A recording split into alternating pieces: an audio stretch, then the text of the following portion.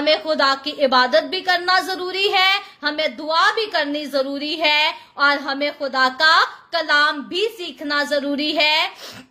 जब हम इन तीनों चीजों में से एक चीज को भी मिस कर देते हैं तो याद रखें, हम किसी दूसरे का नहीं बल्कि अपना ही नुकसान करते हैं, हम अपना रूहानी नुकसान करते हैं, क्योंकि रूहानी खुराक जो है वो खुदा के पास है, खुदावंद के कलाम में है। कई बार लोग वर्शिप करना बहुत पसंद करते हैं, लेकिन जब कलाम सुनने की बारी आती है तो बासियां लेना शुरू कर देते हैं। याद रखें, वर्शिप जब हम करते हैं तो ये हमारे होंठों का फल है जो खुदावंद की हजूरी में कुर्बानी की सूरत में हम पेश करते हैं, कुर्बानी के तौर पर पेश किया जाता है, क्योंकि हमारे दौर में अब नए अहद की कलीसिया में गाय बैल बछड़ों को ज़बह करना जरूरी नहीं, बल्कि होंठों के फल को ही कुर्बानी की सूरत में हम खुदावंद की हजूरी में पेश करते हैं। और जैसे कभी पुराने अहद की कलीसिया गाय बैल बछड़ों की कुर्बानियां चढ़ाया करती थी तो खुदावंद उनको अपनी हजूरी में बखूर की मानद कबूल करता था।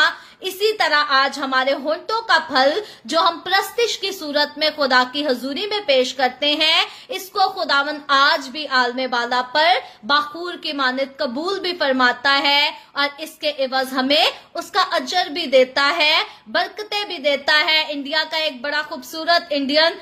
गीत है, अगर मैं लिरिक्स आगे पीछे कर जाऊं तो माजरत चाहती हूँ, लेकिन गीत कुछ इस तरह से है कि स्तुति आराधना ऊपर जाती है, आशीष लेकर नीचे आती है। ये बड़ा खूबसूरत गीत है और इसमें क्लियर इस बात को गीत लिखने वाले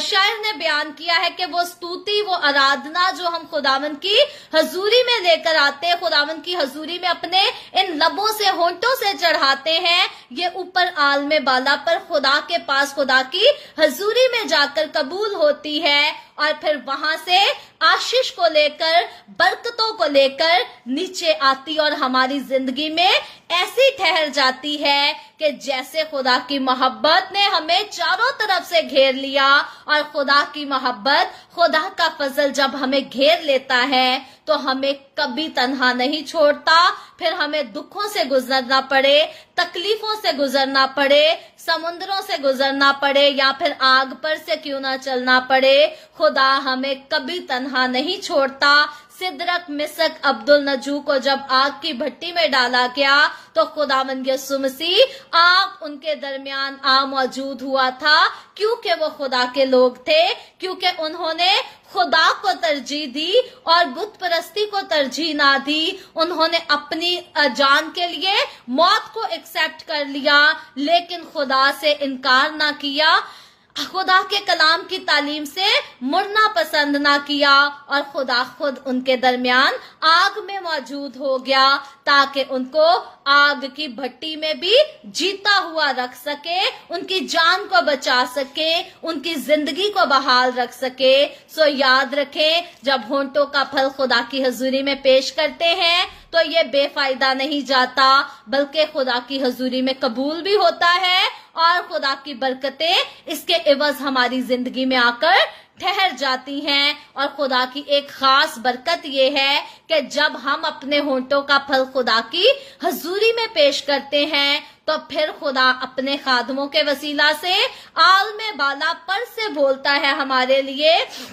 खुदा अपने रूहुल कुद्स के वसीला से अपने खादमों के मुंह से अपने कलाम की ऐसी बातों को निकलवाता है जिनको सुनने की, सीखने की हमें हकीकतन जरूरत होती है। और जब हम खुदा के कलाम को सुनते हैं, सीखते हैं और उसको अमल में लेकर आते हैं तो प्रस्तिश के वसीला से जो हमें बरकतें मिली होती हैं, खुदा के कलाम पर अमल करने से वो बरकतें और ज्यादा मल्टीप्लाई होती चली जाती हैं। और फिर खुदा के कलाम को सीखते हुए, उसके कलाम पर अमल करते हुए और होंठों का फल खुदावंद की हजूरी में लाते हुए जब हम दुआ करने लग जाते हैं तो फिर हमारी बरकत और ज्यादा मल्टीप्लाई होती चली जाती हैं। सो याद रखें, प्रस्तिश करना, खुदा के कलाम को सुनना, सीखना, उस पर अमल करना और दुआया जिंदगी गुजारना, ये तीनों काम खुदा की हजूरी में बहुत ज्यादा कीमती हैं,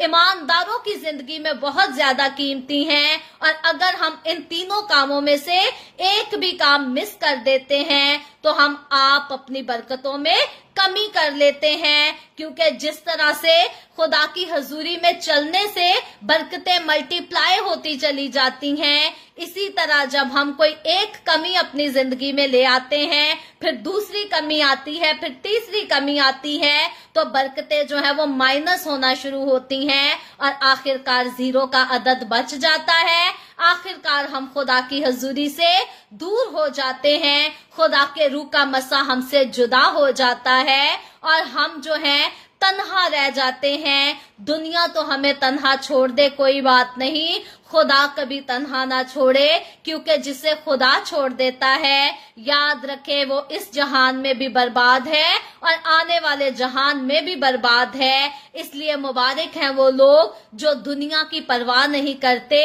और खुदा को अपनी जिंदगी से जुदा नहीं करते। खुदा की हजूरी को अपने साथ महसूस करने के लिए खुदावन में जीना, खुदावन में मरना, खुदावन ही में रहना बहुत जरूरी है।